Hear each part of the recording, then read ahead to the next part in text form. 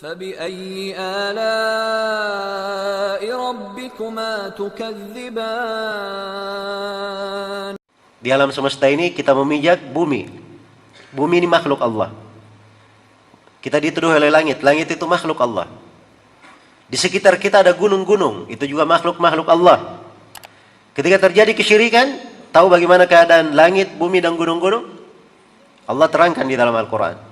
وَقَالُوا اتَّخَذَ الرَّحْمَنُ وَلَدًا لقد جئتم شيئا إدا تكاد السماوات يتفطرن منه وتنشق الأرض وتخر الجبال هدا أن دعوا للرحمن ولدا وما ينبغي للرحمن أن يتخذ ولدا. Mereka berkata Allah Ar-Rahman, Allah yang Maha Pengasih, punya anak. Ini ucapan kira-kira bagaimana? Ini luar biasa ucapan ini ya. Ini ucapan kekafiran sekaligus kesyirikan. Iya. Berkumpul dua predikat sekaligus. Itu ucapannya orang Yahudi ketika mengatakan Uzair anak Allah. Ucapan orang Nasara ketika mengatakan Al-Masih anak Allah. Ucapan kaum musyrikin ketika mengatakan para malaikat anak perempuan Allah.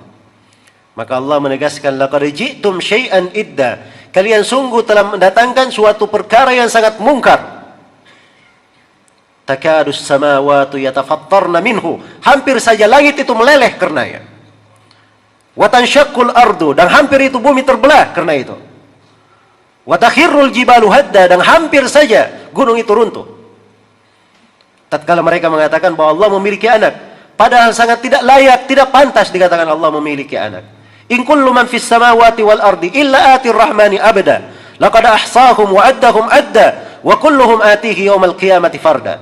Segala yang di langit dan di bumi itu akan datang menghadap kepada Allah sebagai hamba. Allah telah menghitung mereka dengan sangat detail dan menjumlah mereka dengan sebenarnya, dan setiap dari mereka akan datang menghadap kepada Allah sendirian mempertanggungjawabkan amalannya. Allah yang Maha memiliki langit dan bumi dikatakan perlu anak. Ini sungguh ucapan yang sangat besar. Maka ini bentuk bagaimana ketika dasar pokok dari dakwah para nabi dan para rasul ini dilanggar, memurnikan ibadah kepada Allah, jatuh di dalam kesyirikan. Jangankan kita, para nabi saja kalau jatuh di dalam kesyirikan, Allah Subhanahu wa taala telah menegaskan kepada mereka. Bisa dilihat ya, direnungi di dua tempat dalam Al-Qur'an. Tempat yang pertama di surah Al-An'am. Di surah Al-An'am itu disebut nama-nama nabi. Ya, disebut nama-nama nabi. Ada belasan, hampir 20 nabi disebut. Di akhirnya Allah berfirman, "Walau asyraku lahabita anhum ma kanu ya'malun." Andai kata para nabi ini berbuat kesyirikan, akan hancur seluruh amalan mereka. Dan di surah Az-Zumar, Allah Subhanahu wa taala berfirman kepada nabinya, "Walaqad uhiya ilaika wa ilal ladzina min qablik la in asyrakta la yahbatanna 'amaluka wa la takunanna minal khasirin." Sungguh telah diwahyukan kepada engkau Nabi Muhammad dan kepada para nabi sebelum engkau. Andai kata engkau berbuat kesyirikan, akan hancur seluruh amalanmu dan engkau akan menjadi orang yang merugi. Iya. Ini para nabi dan para rasul. Karena itu selain nabi dan rasul jangan pede.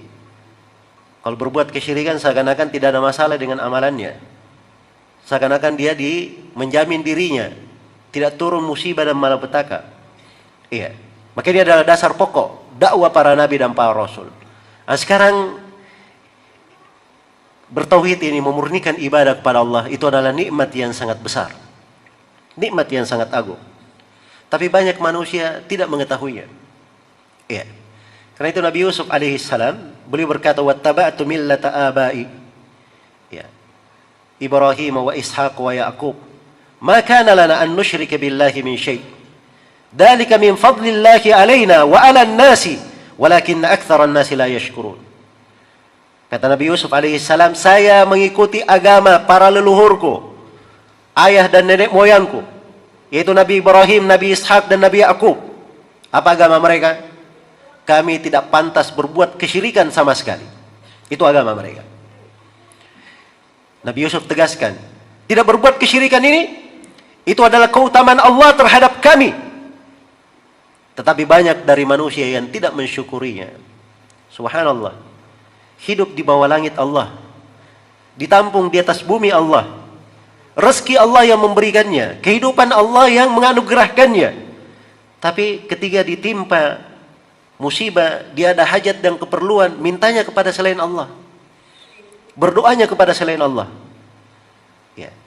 Ini betul-betul kelancangan terhadap Allah Subhanahu wa ta'ala.